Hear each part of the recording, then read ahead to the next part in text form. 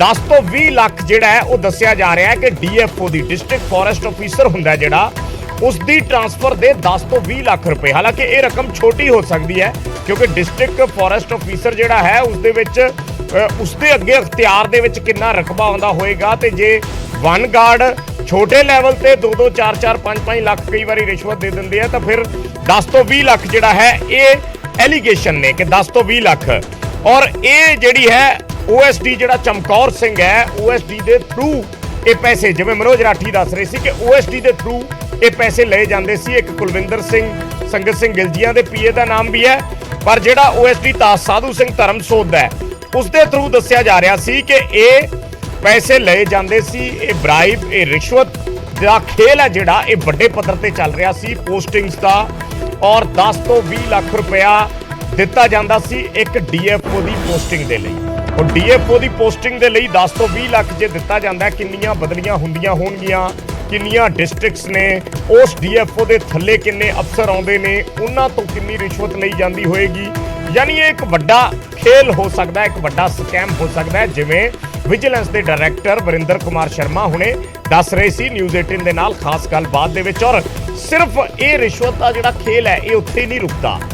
ਇਹ ਵੀ ਕਿਹਾ ਗਿਆ ਆਮ ਆਦਮੀ ਪਾਰਟੀ ਦੇ ਜਿਹੜੇ ਵਿਧਾਇਕ ਨੇ ਜਾਂ ਆਗੂ ਨੇ ਸਾਡੇ ਨਾਲ ਥੋੜੀ ਦੇਰ ਪਹਿਲਾਂ ਜੁੜੇ ਸੀ ਉਹਨਾਂ ਨੇ ਇੱਥੋਂ ਤੱਕ ਇਲਜ਼ਾਮ ਲਾਏ ਕਿ 1000 ਕਰੋੜ ਰੁਪਇਆ 1000 ਕਰੋੜ ਰੁਪਇਆ ਕੇਂਦਰ ਵੱਲੋਂ ਨਵੀਂ ਪਲਾਂਟੇਸ਼ਨ ਦੇ ਲਈ ਨਵੇਂ ਦਰਖਤ ਲਾਉਣ ਦੇ ਲਈ ਦਿੱਤਾ ਗਿਆ। ਪਰ ਆਮ ਆਦਮੀ ਪਾਰਟੀ ਦਾ ਇਹ ਇਲਜ਼ਾਮ ਹੈ, ਸਰਕਾਰ ਦਾ ਇਹ ਇਲਜ਼ਾਮ ਹੈ, ਜਿਹੜੇ ਵਿਧਾਇਕ ਨੇ ਉਹਨਾਂ ਦੇ ਇਲਜ਼ਾਮ ਨੇ ਕਿ ਇਹ ਦਰਖਤ ਅਸਲ ਦੇ ਵਿੱਚ ਲਾਏ ਹੀ ਨਹੀਂ ਗਏ, ਬਹੁਤ ਥੋੜੀ ਗਿਣਤੀ ਦੇ ਵਿੱਚ ਲਾਏ ਗਏ। ਉਹਨਾਂ ਦੀ ਜਿਹੜੀ ਮਸ਼ਹੂਰੀ ਸੀ ਉਹ ਵੱਡੀ ਮਾਤਰਾ ਦੇ ਵਿੱਚ ਵੱਡੀ ਗਿਣਤੀ ਦੇ ਵਿੱਚ ਕੀਤੀ ਗਈ ਪਰ ਅਸਲੀਅਤ ਦੇ ਵਿੱਚ ਗਰਾਊਂਡ ਤੇ ਉਹ ਦਰਖਤ ਨਹੀਂ ਆਏ ਤੇ ਉਹ ਕੇਂਦਰ ਦਾ ਪੈਸਾ ਵੀ ਖੁਰਦ-ਬੁਰਦ ਕਰ ਦਿੱਤਾ ਗਿਆ।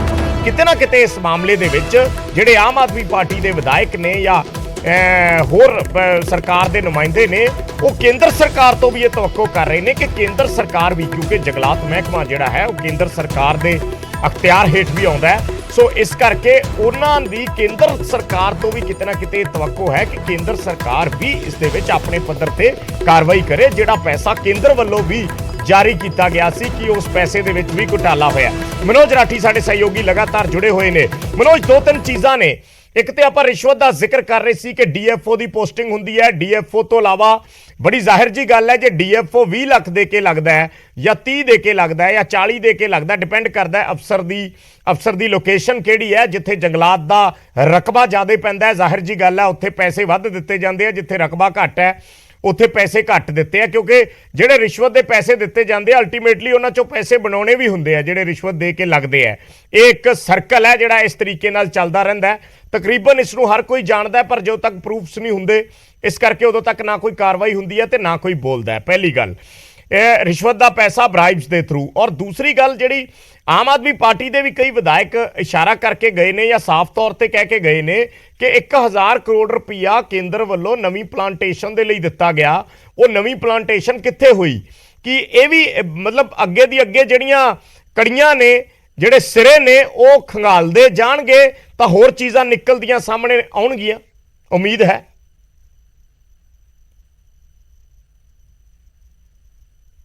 ਵਿੱਚ ਇੱਕ ਗੱਲ ਹੋਰ ਜਿੱਦਾਂ ਤੁਸੀਂ ਸਾਰੀ ਚੀਜ਼ਾਂ ਕੀਤੀ ਹੈ ਇਹ ਸਾਰਾ ਇਨਵੈਸਟੀਗੇਸ਼ਨ ਦਾ ਪਾਰਟ ਹੈ ਕਿਉਂਕਿ ਜਿਹੜੀ ਵੀ ਡਿਪੈਂਡ ਕਰਦਾ ਲੋਕੇਸ਼ਨ ਜਿਹੜੀ ਡਿਪੈਂਡ ਕਰਦੀ ਹੈ ਉਹਦੇ ਹਿਸਾਬ ਨਾਲ ਇਹ ਟ੍ਰਾਂਸਫਰਾਂ ਹੁੰਦੀਆਂ ਹੈ। ਚਾਹੇ ਕਿਸੇ ਦੀ 20 ਲੱਖ 30 ਲੱਖ 35 ਲੱਖ 40 ਲੱਖ ਇਸ ਤਰ੍ਹਾਂ ਦੀ ਐਡਮਿਸ਼ਨ ਜਿਹੜੀ ਹੈ ਹੁੰਦੀ ਹੈ। ਹੁਣ ਤੱਕ ਦੀ ਜਿਹੜੀ ਇਨਫੋਰਮੇਸ਼ਨ ਸਾਨੂੰ ਆ ਰਹੀ ਹੈ ਕਿ 15 ਕੰਟਰੈਕਟਰਸ ਨੇ 15 ਕੰਟਰੈਕਟਰ ਜਿਹੜੇ ਆ ਉਹ ਵਰਕ ਕਰ ਰਹੇ ਸੀਗੇ। ਇਹਦੇ ਵਿੱਚ ਇਸ ਪੂਰੇ ਮਾਮਲੇ 'ਚ 15 ਜਿਹੜੇ ਠੇਕੇਦਾਰ ਨੇ ਉਹਨਾਂ ਕੋਲੋਂ ਪੁੱਛਗਿੱਛ ਹੋਏਗੀ ਤੇ ਤੁਹਾਨੂੰ ਦੱਸ ਦਈਏ ਕਿ ਇੱਕ ਕਮਲਜੀਤ ਦਾ ਨਾਂ ਸਾਹਮਣੇ ਆ ਰਿਹਾ ਯਾਨੀ ਕਿ 70 ਲੱਖ ਪੇਡ ਕੀਤੇ ਗਏ ਨੇ ਪਰ ਸੀਜ਼ਨ ਦੇ ਹਿਸਾਬ ਨਾਲ ਹੁੰਦਾ ਹੈ ਅਭਿਜੇ ਪਰ ਸੀਜ਼ਨ ਦਾ ਹਿਸਾਬ ਹੁੰਦਾ ਹੈ ਕਿ ਪਰ ਸੀਜ਼ਨ ਦੇ ਹਿਸਾਬ ਨਾਲ ਤੁਸੀਂ ਕਿੰਨੇ ਪੇ ਕਰਨੇ ਯਾਨੀ ਕਿ ਹੁਣ ਤੱਕ ਦੀ ਜਿਹੜੀ ਆ ਰਹੀ ਹੈ ਕਿ ਇੱਕ ਕੰਟਰੈਕਟਰ ਜਿਹੜਾ ਉਹਨੇ 70 ਲੱਖ ਪੇਡ ਕੀਤੇ ਯਾਨੀ ਕਿ 70 ਲੱਖ ਉਹਨੇ ਰਿਸ਼ਵਤ ਦਿੱਤੀ ਸੀ ਇਹ ਆਪਣੇ ਵਾਸਤੇ ਕੰਟਰੈਕਟ ਲੈਣ ਵਾਸਤੇ। ਯਾਨੀ ਕਿ ਦੱਸਿਆ ਜਾ ਰਿਹਾ ਹੈ ਕਿ ਇੱਕ ਕੰਟਰੈਕਟਰ ਜਿਹਦਾ ਨਾਂ ਆ ਰਿਹਾ ਕਿ 1 ਕਰੋੜ ਮਿਨਿਸਟਰ ਨੂੰ ਦੇ ਚੁੱਕਿਆ, ਹਜੇ ਤੱਕ 1 ਕਰੋੜ ਜਿਹੜਾ ਮਿਨਿਸਟਰ ਨੂੰ ਦੇ ਚੁੱਕਿਆ ਹੈ। ਯਾਨੀ ਕਿ ਇਹਨਾਂ ਦਾ ਕਿਸ ਤਰ੍ਹਾਂ ਦਾ ਹੁੰਦਾ ਸੀਗਾ ਕਿ 500 ਰੁਪਏ ਪਰ ਟਰੀ ਜਿਹੜਾ ਮਿਨਿਸਟਰ ਨੂੰ ਦੇਣਾ ਹੈ, 200 ਰੁਪਏ ਪਰ ਟਰੀ ਜਿਹੜਾ ਹੈਗੀ ਉਹ DFO ਨੂੰ ਜਾਣੀ ਹੈ, 100 ਰੁਪਏ ਪਰ ਟਰੀ ਜਿਹੜਾ ਹੈਗਾ ਰੇਂਜ ਆਫੀਸਰ ਨੂੰ ਜਾਣੀ ਹੈ,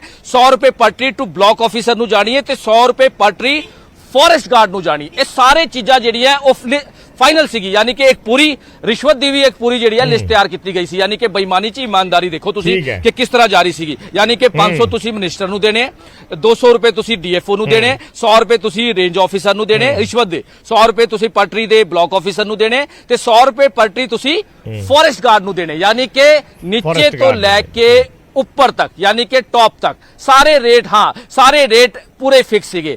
500 ਰੁਪਏ ਕਿੰਨੂੰ ਜਾਣੇ, 200 ਕਿੰਨੂੰ ਜਾਣੇ, 100 ਕਿੰਨੂੰ ਜਾਣੇ ਹੈ। ਤੇ ਇਹਦੇ ਵਿੱਚ 15 ਜਿਹੜੇ ਕੰਟਰੈਕਟਰਸ ਨੇ, ਯਾਨੀ ਕਿ 15 ਜਿਹੜੇ ਵੱਡੇ ਠੇਕੇਦਾਰ ਨੇ ਜਿਨ੍ਹਾਂ ਨੇ ਹਜੇ ਤੱਕ ਕਰੋੜਾਂ ਰੁਪਏ ਦੀ ਜਿਹੜੀ ਰਿਸ਼ਵਤ ਹੈ ਉਹ ਦਿੱਤੀ ਹੈ, ਉਹਨਾਂ ਦੀ ਹੁਣ ਲਿਸਟ ਤਿਆਰ ਹੋ ਚੁੱਕੀ ਹੈ ਤੇ ਉਹਨਾਂ ਨੂੰ ਹੁਣ ਪੁੱਛਗਿੱਛ ਵਾਸਤੇ ਇੱਥੇ ਬੁਲਾਇਆ ਜਾਏਗਾ। ਤੁਹਾਨੂੰ ਦੱਸ ਦਈਏ ਕਿ ਇੱਕ ਜਿਹੜਾ ਕੰਟਰੈਕਟਰ ਹੈ ਉਹ ਦੱਸਿਆ ਗਿਆ ਹੈ ਕਿ 1 ਕਰੋੜ ਉਹਨੇ ਮਿਨਿਸਟਰ ਨੂੰ ਦਿੱਤਾ ਸੀਗਾ ਇੱਕ ਪਰ ਸੀਜ਼ਨ ਦੇ ਹਿਸਾਬ ਨਾਲ, ਕਿਉਂਕਿ ਇਹ ਵੀ ਚੀਜ਼ਾਂ ਹੁੰਦੀ ਹੈ, ਇਹ ਵੀ ਤੁਹਾਨੂੰ ਸਮਝਾਉਣ ਦੀ ਕੋਸ਼ਿਸ਼ ਕਰਦੇ ਕਿ ਇਹ ਵੀ ਡਿਪੈਂਡ ਕਰਦਾ ਹੈ, ਇਹ ਵੀ ਡਿਪੈਂਡ ਕਿਸ ਤਰ੍ਹਾਂ ਕਰਦਾ ਹੈ ਵਿਜੇ ਕਿ ਕਿਸ ਤਰ੍ਹਾਂ ਦੀ ਲੋਕੇਸ਼ਨ ਹੈ, ਲੋਕੇਸ਼ਨ ਕਿਸ ਤਰ੍ਹਾਂ ਦੀ ਹੈ, ਉਸ ਹਿਸਾਬ ਨਾਲ ਜਿਹੜਾ ਹੈ ਉਹ ਕੰਟਰੈਕਟਰ ਪੈਸੇ ਦਿੰਦਾ, ਰਿਸ਼ਵਤ ਦਿੰਦਾ ਹੈ, ਫਿਰ ਉਸ ਹਿਸਾਬ ਨਾਲ ਉਹਨੂੰ ਇਹ ਸਾਰਾ ਜਿਹੜਾ ਹੈਗਾ ਉਹ ਠੇਕਾ ਜਿਹੜਾ ਹੈਗਾ ਉਹ ਮਿਨਿਸਟਰ ਵੱਲੋਂ ਜਾਂ ਸਰਕਾਰ ਵੱਲੋਂ ਦਿੱਤਾ ਜਾਂਦਾ ਹੈ।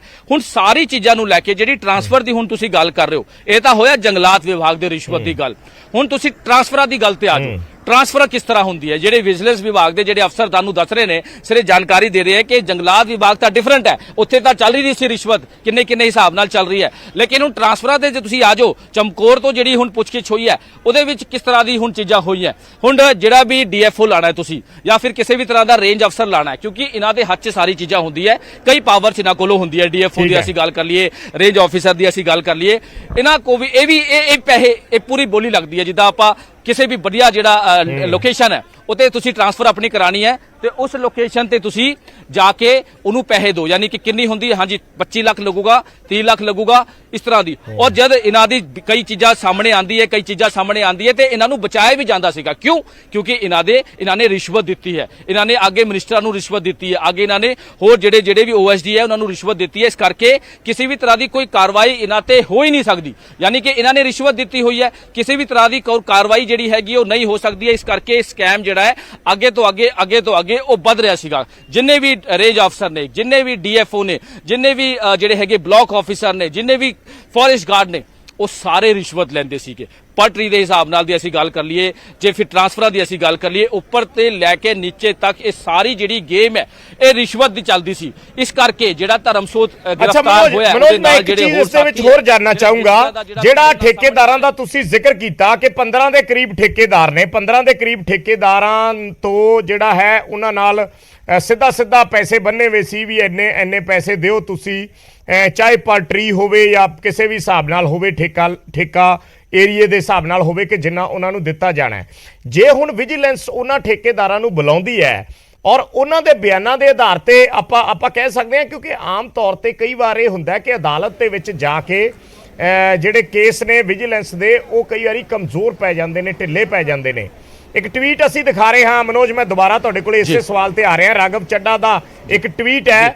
ਰਾਘਵ ਚੱਡਾ ਕਹਿ ਰਹੇ ਨੇ ਕਿ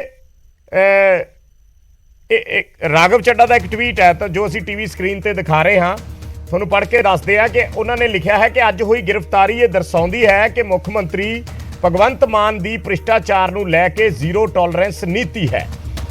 ਇਹ ਗੱਲ ਰਾਘਵ ਚੱਡਾ ਲਿਖ ਰਹੇ ਨੇ। ਉਹ ਕਹਿ ਰਹੇ ਨੇ ਕਿ ਭਾਵੇਂ ਉਹ ਉਹਨਾਂ ਦਾ ਆਪਣਾ ਮੰਤਰੀ ਹੋਵੇ ਜਾਂ ਸਾਬਕਾ ਮੰਤਰੀ ਹੋਵੇ, ਸਾਬਕਾ ਕਾਂਗਰਸੀ ਮੰਤਰੀਆਂ ਵੱਲੋਂ ਕੀਤੀ ਗਈ ਵਿਆਪਕ ਭ੍ਰਿਸ਼ਟਾਚਾਰੀ ਨੂੰ ਵੀ ਉਹ ਸਬੂਤਾਂ ਦੇ ਬਾਵਜੂਦ ਜਿਹੜਾ ਹੈ ਰੋਕਿਆ ਨਹੀਂ ਗਿਆ।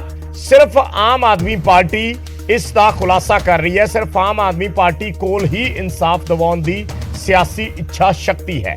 ਇਹ ਗੱਲ ਰਾਘਵ ਚੱਡਾ ਕਹਿ ਰਹੇ ਨੇ, ਯਾਨੀ ਉਹਨਾਂ ਨੇ ਕਿਤੇ ਨਾ ਕਿਤੇ ਗੱਲ ਦਾ ਸਿਰਾ ਉੱਥੋਂ ਸ਼ੁਰੂ ਕਰਨ ਦੀ ਕੋਸ਼ਿਸ਼ ਕੀਤੀ ਹੈ ਜਿਹੜਾ ਵਿਜੇ ਸਿੰਗਲਾ ਦੇ ਖਿਲਾਫ ਕਾਰਵਾਈ ਹੋਈ ਸੀ, ਔਰ ਉਸ ਤੋਂ ਬਾਅਦ ਹੁਣ ਅੱਗੇ ਵਧਾਇਆ ਜਾ ਰਿਹਾ ਇਸ ਕਾਰਵਾਈ ਨੂੰ, ਤਾਂ ਕਿ ਕਿਉਂਕਿ ਇਹ ਪੋਲਿਟਿਕਸ ਹੁੰਦੀ ਹੈ ਔਰ ਪੋਲਿਟਿਕਸ ਨੂੰ ਸਮਝਣਾ ਜਾਂ ਪੋਲਿਟਿਕਸ ਦੀਆਂ ਬਰੀਕੀਆਂ ਨੂੰ ਸਮਝਣਾ ਬੜਾ ਜ਼ਰੂਰੀ ਹੋ ਜਾਂਦਾ ਹੈ। ਜਦੋਂ ਤੁਸੀਂ ਸੋਚਿਆ ਹੋਵੇ ਕਿ ਕੋਈ ਐਡੀ ਵੱਡੀ ਕਾਰਵਾਈ ਕਰਨੀ ਹੈ ਤਾਂ ਬੜੀ ਜ਼ਾਹਿਰ ਜੀ ਗੱਲ ਹੈ ਕਿ ਪਹਿਲਾ ਪ੍ਰਤੀਕਰਮ ਜਿਹੜਾ ਆਉਂਦਾ ਹੈ ਵਿਰੋਧੀ ਪਾਰਟੀਆਂ ਦਾ ਜਾਂ ਜਿਸ ਵਿਅਕਤੀ ਦੇ ਸੰਦਰਭ ਦੇ ਵਿੱਚ ਕਾਰਵਾਈ ਕੀਤੀ ਹੋਵੇ ਉਸ ਦੀ ਪਾਰਟੀ ਦਾ, ਤਾਂ ਇਹੀ ਆਉਂਦਾ ਕਿ ਇਹ ਸਿਆਸੀ ਬਦਲਾਖੋਰੀ ਹੈ। ਸੋ ਉਸ ਨੂੰ ਕਵਰ ਅਪ ਕਰਨ ਦੇ ਲਈ ਸਰਕਾਰ ਦੇ ਕੋਲ ਕੀ ਜਿਹੜੇ ਤਰਕ ਨੇ ਉਹ ਹੁੰਦੇ ਨੇ ਜਾਂ ਕੀ ਇਹ ਤਰਕ ਹੋਣੇ ਚਾਹੀਦੇ ਨੇ,